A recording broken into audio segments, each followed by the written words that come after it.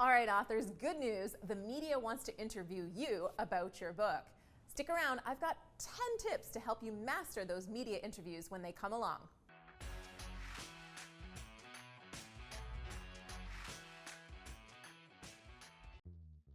All right, so good news. If you've written a nonfiction book, chances are the media is going to want to talk to you. They're always looking for content and they're looking for experts to talk about different things on their show.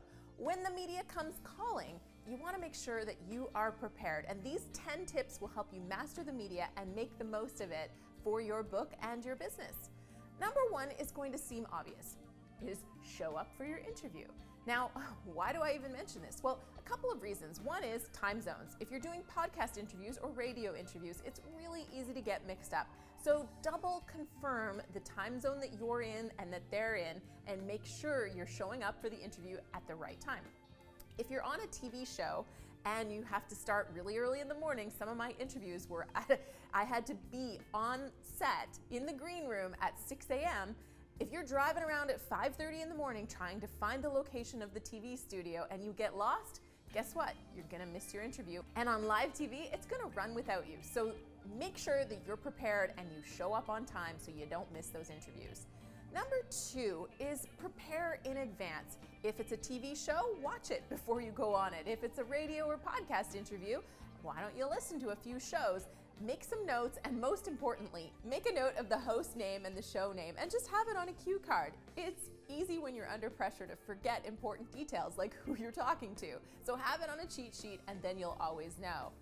Number three is have water handy. It seems obvious again, but the number of times that you can get rushed onto a set or even sit down to do a quick radio interview and you've got this dry cotton mouth that happens when you're nervous and suddenly you have trouble speaking. So just have water handy so you can take a quick sip and carry on. Number four, read your book in advance. Sounds funny because you wrote the book, right? But here's what happens. By the time media interviews are happening, it may be 3 to 6 to 9 months after you've actually been deep in the trenches of your book, and you forget. Next thing you know, the host of the show is opening up to page 123 and saying, "Now here you say blah, blah, blah. Tell me of what you were thinking when you wrote that." And you're gonna go, "Oh, I don't know." So make sure you stay familiar with the content that's inside of your book. While most hosts honestly do not read your book and will just go off of the questions you submit, the odd one will catch you off guard if you're not familiar with your own material.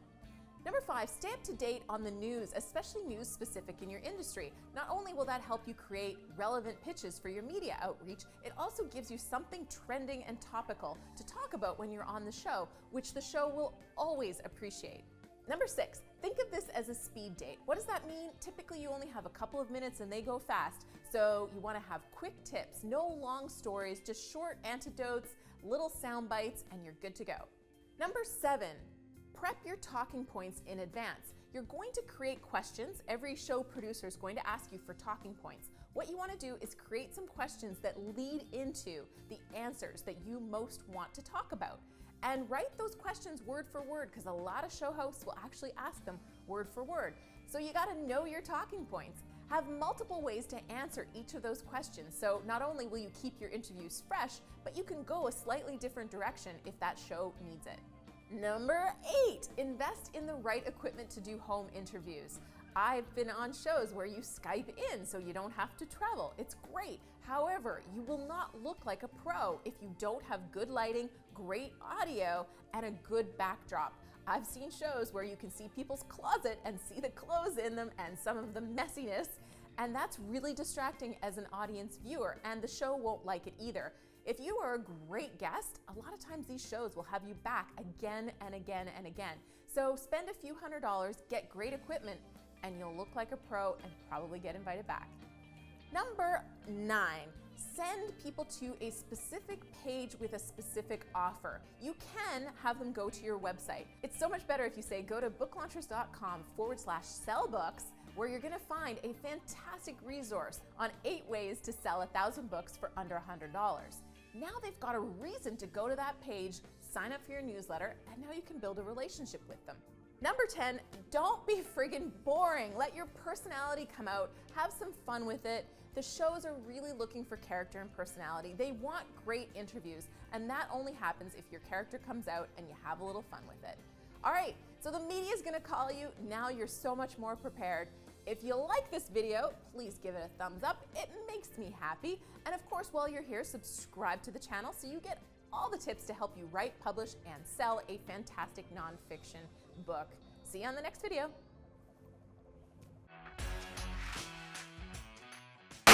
Make a note of the guest name. No, you're the guest.